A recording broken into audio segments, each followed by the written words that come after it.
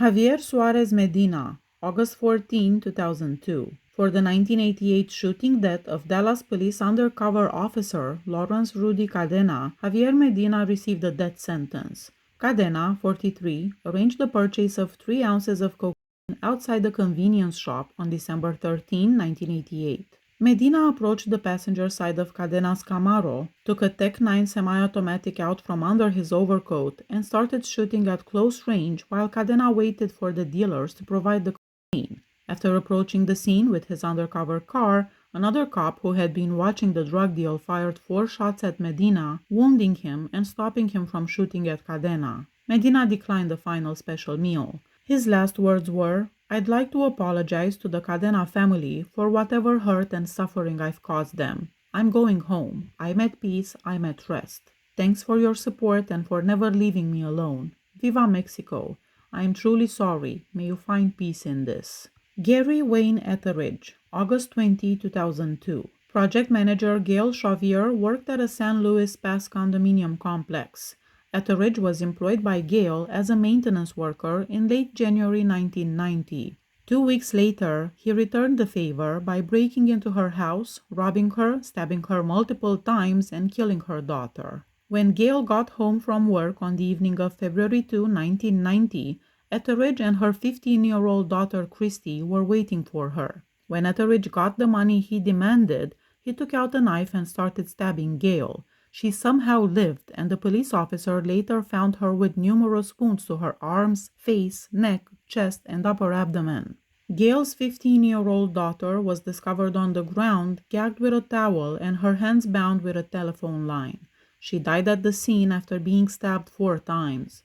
Prior convictions for Etridge included burglary and assault, for which he was released on parole 6 weeks before the murder. His last meal was nachos with cheese and peppers, crispy French fries, 1 cheeseburger, 1 fried chicken patty, 1 cinnamon roll, cheese, ketchup, and pickles. His last words were, "To the victim's family, I am sorry for what was taken from you. I hope you have peace. To my sweet Claudia, I love you. Stay strong, keep building, and be careful. I hope there's closure for the victim's family and everybody. That's about it. I can feel it burning. I'm getting really dizzy." Toronto Marquy Patterson, August 28, 2002. At the age of 15, Patterson publicly showed his gang affiliation and started selling crack cocaine. He became fond of pricey gold and chrome car wheels by the time he was 17. Since he was aware that a cousin in the penitentiary kept a BMW with these wheels at Evelyn Stiff's house, he drove there and paid his cousin Kimberly Brewer a visit. He shot Kimberly and her 2 daughters, Ollie, age 3, and Jennifer, age 6. After being shot in the head, all 3 died. After removing 3 of the 4 wheels from the BMW in the garage, Patterson ran away. He attempted to sell the stolen wheels that same afternoon. The wheels were retrieved at Patterson's girlfriend's house, as were the clothes Patterson had worn earlier in the day, which had a few bloodstains on them. When he was arrested, he initially stated that the shooting was carried out by 2 Jamaicans. In the second statement, Patterson acknowledged that he was responsible for the triple homicide after being informed that the wheels had been found at his girlfriend's home. Patterson, though, retracted the statement throughout the trial, claiming it was coerced. He was only charged with the 3-year-old's murder. Patterson was convicted of a capital murder since the girl was younger than 6. That's what I don't get. What do you mean an offense is considered worthy of the death penalty if the child is under 6 years old? A 6-year-old is still a very small human being. His final meal was 6 pieces of crispy fried chicken, 4 jalapeno peppers, 4 buttered buttermilk biscuits, chef salad with bacon bits, black olives, ham, and Italian dressing, 6 Sprites, and white cake with white icing. His last words were, "I am sorry for the pain, sorry for what I caused my friends, family, and loved ones. I feel a great deal of responsibility and guilt for what happened. I should be punished for the crime, but I do not think I should die for a crime I did not commit." Tony Lee Walker, September 10, 2002. Walker walked to the house of Willie Simmons, 82, and Virginia Simmons, 66, who were his neighbors, after spending the night consuming crack cocaine. He knocked on the door while holding a large stick. Mrs. Simmons opened the door after he announced himself. Mr. Simmons was standing with his back to the kitchen door. Walker struck Mr. Simmons twice with the stick when he turned around, breaking it when he struck him in the back of the head. After dragging him into the bedroom, he seized Mrs. Simmons and instructed her to raise her gown. After tying an electrical cord around Mr. Simmons's hand and feet, he essayed Mrs. Simmons. Walker knew that they would call police if he didn't murder them. Walker repeatedly struck them both in the head. He stared as they both gasped for air, blood streaming from their mouths. He then grabbed the beer from the kitchen, sat down, and drank it. Then, despite the fact that Mrs. Simmons was dead, he pulled her into the living room and tried to essay her once more. Walker attempted to tidy up the disaster, exited out the back door, and took $95 from Mr. Simmons's wallet. Police discovered Walker's blood-soaked clothing in a hole behind his house the following day. He admitted to the crime after being confronted by the police. During the trial, forensic evidence showed that the blood on Walker's clothing was the same type as the victim's, which validated his confession.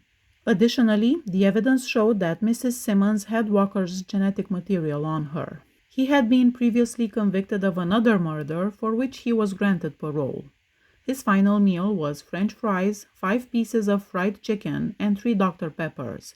His last words were a prayer. Jesse Joe Patrick, September 17, 2002. Through a bathroom window, Patrick broke into the house of 80-year-old neighbor Nina Rutherford Red in July 1989. Red had her throat cut after being essayed.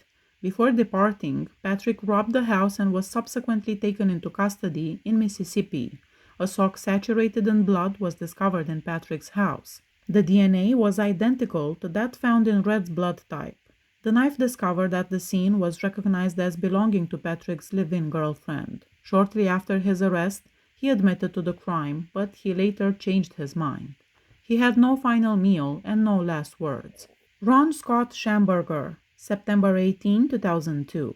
Lori Baker and Ron Scott Shamburgger attended Texas A&M University together.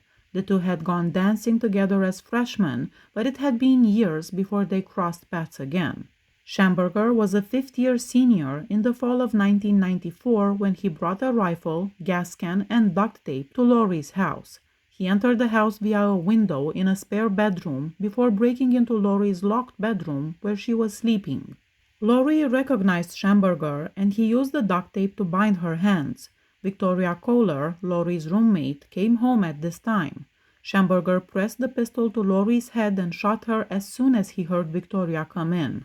A week prior, Shamburgger had broken into the house and taken Lori's credit card, which he then used to buy the murder weapon. After killing Lori, he kidnapped Victoria, bound her, placed her in a car's trunk, and drove around town.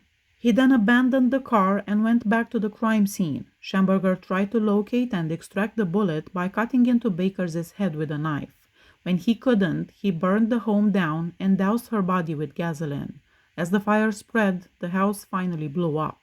Shamburgger confessed to his priest and then he turned himself in to the police. His final meal was nachos with chili and cheese, 1 bowl of sliced jalapenos, 1 bowl of picante sauce, 2 large onions sliced and grilled, tacos with fresh tomatoes, lettuce, and cheese, and toasted corn tortilla shells. His last words were, "I am here for no other reason than my own actions. To the Bakers, I am really sorry for the pain and sorrow I caused you. I really do not know what to say, but I'm sorry, forgive me. And to my parents, I am sorry for the pain I've caused you. Forgive me. Thank you for your love."